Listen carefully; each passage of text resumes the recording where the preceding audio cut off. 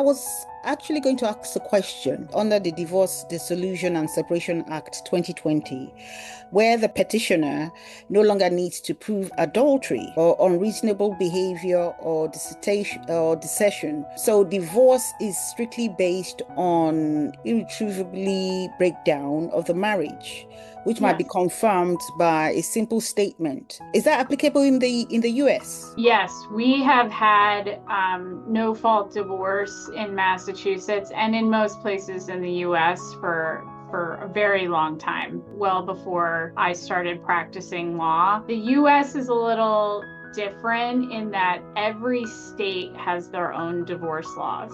So I am an expert in Massachusetts, but I am not admitted to practice in any other states. And so the rules do vary from state to state. Even if you go north of us to New Hampshire, where a lot of people live in New Hampshire and commute down into Massachusetts for work, their child support ends at 18 in New Hampshire. In Massachusetts, child support can continue to 23. So all of the states are a little bit different, but no fault divorce is by far the most common way that divorces are processed here, and it just takes one person.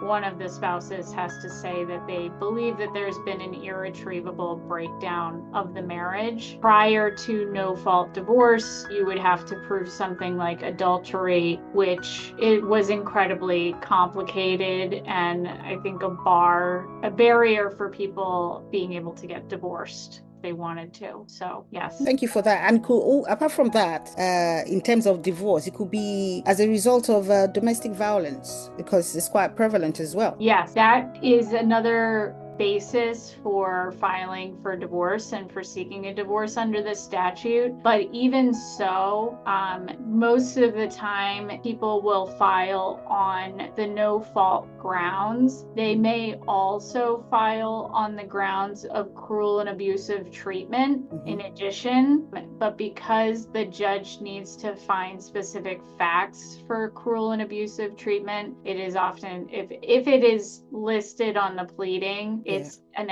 add-on. That doesn't mean that there aren't a lot of cases with abuse in them. It's just that checking the box for the grounds for the divorce, it's easiest to file on the no fault basis. And most of the cases are no fault divorce proceedings or cases. Yes. Okay. Thank you.